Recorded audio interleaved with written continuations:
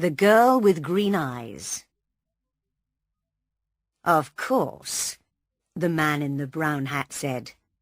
There are good policemen and there are bad policemen, you know. You're right, the young man said. Yes, that's very true. Isn't it, Julie? He looked at the young woman next to him. Julie didn't answer and looked bored. She closed her eyes. Julie's my wife, the young man told the man in the brown hat. She doesn't like trains. She always feels ill on trains. Oh, yes, the man in the brown hat said. Now, my wife, she doesn't like buses. She nearly had an accident on a bus once. It was last year. No, it wasn't. It was 2 years ago. I remember now. It was in Manchester. He told a long, boring story about his wife and a bus in Manchester. It was a hot day and the train was slow. There were 7 people in the carriage. There was the man in the brown hat, the young man and his wife Julie, a mother and 2 children, and a tall, dark man in an expensive suit. The young man's name was Bill. He had short brown hair and a happy smile. His wife Julie had long red hair and very green eyes, the colour of seawater. They were very beautiful eyes. The man in the brown hat talked and talked. He had a big red face and a loud voice. He talked to Bill because Bill liked to talk too. The man in the brown hat laughed a lot, and when he laughed, Bill laughed too. Bill liked talking and laughing with people. The 2 children were hot and bored. They didn't want to sit down. They wanted to be noisy and run up and down the train. Now sit down and be quiet, their mother said. She was a small woman with a tired face and a tired voice. I don't want to sit down, the little boy said. I'm thirsty. Here, have an orange, his mother said. She took an orange out of her bag and gave it to him. I want an orange too, the little girl said loudly. All right, here you are, said her mother. Eat it nicely now. The children ate their oranges and were quiet for a minute. Then the little boy said, I want a drink. I'm thirsty. The tall, dark man took out his newspaper and began to read. Julie opened her eyes and looked at the back page of his newspaper. She read about the weather in Budapest and about the football in Liverpool. She wasn't interested in Budapest, and she didn't like football, but she didn't want to listen to Bill and the man in the brown hat. Talk, talk, talk, she thought. Bill never stops talking. Then suddenly she saw the tall man's eyes over the top of his newspaper. She could not see his mouth, but there was a smile in his eyes. Quickly, she looked down at the newspaper and read about the weather in Budapest again. The train stopped at Dawlish station, and people got on and got off. There was a lot of noise. Is this our station? The little girl asked. She went to the window and looked out. No, it isn't. Now sit down, her mother said. We're going to Penzance, the little girl told Bill. "For our holidays." "Yes," her mother said. "My sister's got a little hotel by the sea. We're staying there. It's cheap, you see." "Yes," the man in the brown hat said. "It's a nice town. I know a man there. He's got a restaurant in King Street. A lot of holiday people go there. He makes a lot of money in the summer." He laughed loudly. "Yes," he said again. "You can have a nice holiday in Penzance." "We're going to St. Austell," Bill said. "Me and Julie. It's our first holiday. Julie wanted to go to Spain, but I like St. Austell. I always go there for my holidays. It's nice in August. You can have a good time there too." Julie looked out of the window. "Where is Budapest?" she thought. "I want to go there. I want to go to Vienna, to Paris, to Rome, to Athens." Her green eyes were bored and angry. Through the window, she watched the little villages and hills of England. The man in the brown hat looked at Julie. "You're right," he said to Bill. "You can have a good time on holiday in England. We always go to Brighton, me and the wife. But the weather... We went one year, and it rained every day. Morning, afternoon, and night. It's true, it never stopped raining." He laughed loudly. "We nearly went home after the first week." Bill laughed too. "What did you do all day then?" he asked. Julie read about the weather in Budapest for the third time. Then she looked at the tall man's hands. They were long, brown hands, very clean. Nice hands, she thought. He wore a very expensive Japanese watch. Japan, she thought. I'd like to go to Japan. She looked up and saw the man's eyes again over the top of his newspaper. This time she did not look away. Green eyes looked into dark brown eyes for a long, slow minute.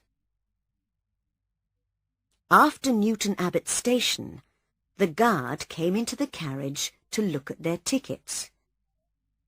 "Now then," he said, "where are we all going?" "This train's late," the man in the brown hat said.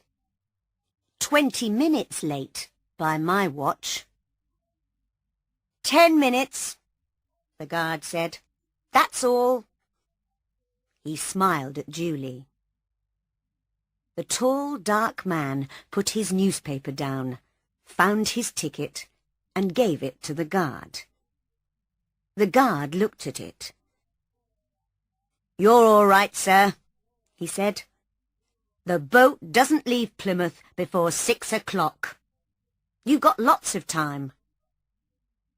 The tall man smiled, put his ticket back in his pocket, and opened his newspaper again. Julie didn't look at him. A boat, she thought. He's taking a boat from Plymouth. Where's he going? She looked at him again with her long green eyes.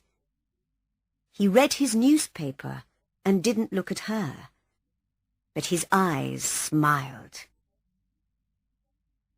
The train stopped at Totnes station, and more people got on and off. "Everybody's going on holiday," Bill said. He laughed. "It's going to be wonderful. No work for 2 weeks. It's a nice, quiet town, St. Austell. We can stay in bed in the mornings and sit and talk in the afternoons and have a drink or two in the evenings. Eh, Julie?" He looked at his wife. "Are you all right, Julie?" "Yes, Bill," she said quietly. "I'm okay." She looked out of the window again. The train went more quickly now, and it began to rain. Bill and the man in the brown hat talked and talked. Bill told a long story about 2 men and a dog, and the man in the brown hat laughed very loudly. "That's a good story," he said. "I like that. You tell it very well.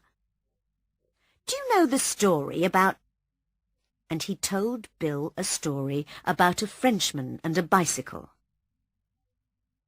"Why do people laugh at these stories?" Julie thought. "They're so boring." But Bill liked it. Then he told a story about an old woman and a cat, and the man in the brown hat laughed again. "That's good too. I don't know. How do you remember them all?" "Because," Julie thought, "he tells them every day." "I don't understand," the little girl said suddenly. She looked at Bill. "Why did the cat die?" "Shh! Be quiet," her mother said. "Come and eat your sandwiches now." "That's all right," Bill said. "I like children." The man in the brown hat looked at the children's sandwiches. I'm hungry too," he said. "You can get sandwiches in the restaurant on this train." He looked at Bill. "Let's go down to the restaurant, eh? I need a drink too." Bill laughed. "You're right. It's thirsty work telling stories." The 2 men stood up and left the carriage. The little girl ate her sandwich and looked at Julie. "But why did the cat die?" she asked. "I don't know," Julie said. "Perhaps it wanted to die." The little girl came and sat next to Julie. "I like your hair," she said. "It's beautiful." Julie looked down at her and smiled. For some minutes it was quiet in the carriage. Then the tall, dark man opened his bag and took out a book. He put it on the seat next to him and looked at Julie with a smile. Julie looked back at him and then down at the book.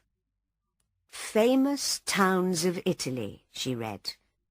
"Venice, Florence, Rome, Naples."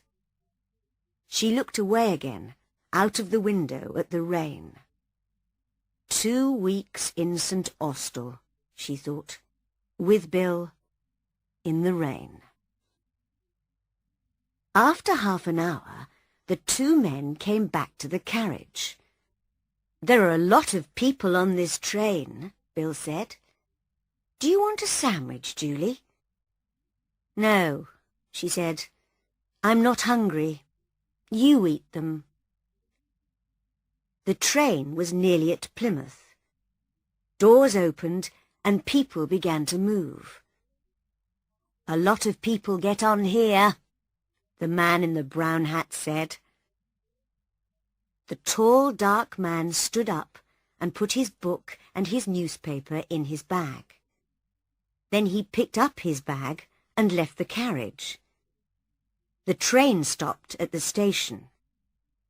A lot of people got on the train, and 2 women and an old man came into the carriage. They had a lot of bags with them. Bill and the man in the brown hat stood up and helped them. One of the women had a big bag of apples. The bag broke, and the apples went all over the carriage. "Oh, damn!" she said. Everybody laughed and helped her to find the apples. The train moved away from Plymouth Station. After a minute or two, everybody sat down, and the woman gave some apples to the children. "Where's Julie?" Bill said suddenly. "She's not here." "Perhaps she went to the restaurant," the man in the brown hat said. "But she wasn't hungry," Bill said. "She told me." The little girl looked at Bill. "She got off the train at Plymouth," she said, "with the tall dark man. I saw them." "Of course she didn't," Bill said. "She's on this train. She didn't get off." "Yes, she did," the children's mother said suddenly. "I saw her too. The tall man waited for her on the platform." "He waited for her?" Bill's mouth was open. But he read his newspaper all the time. He didn't talk to Julie, and she never talked to him. They didn't say a word." "People don't always need words, young man," the children's mother said. "But she's my wife!" Bill's face was red and angry. "She can't do that!" he said loudly. He stood up. "I'm going to stop the train." Everybody looked at him, and the two children laughed. "No," the man in the brown hat said. "No, you don't want to do that. Sit down and eat your sandwiches, my friend." "But I don't understand. Why did she go? What am I going to do?" Bill's face was very unhappy. After a second or two, he sat down again. "What am I going to do?" he said again. "Nothing," the man in the brown hat said. He ate his sandwich slowly. "Go and have your holiday in St. Austell. You can have a good time there. Forget about Julie. Those green eyes now." He took out a second sandwich and began to eat it. "I knew a woman once with green eyes. She gave me a very bad time. No, you want to forget about Julie."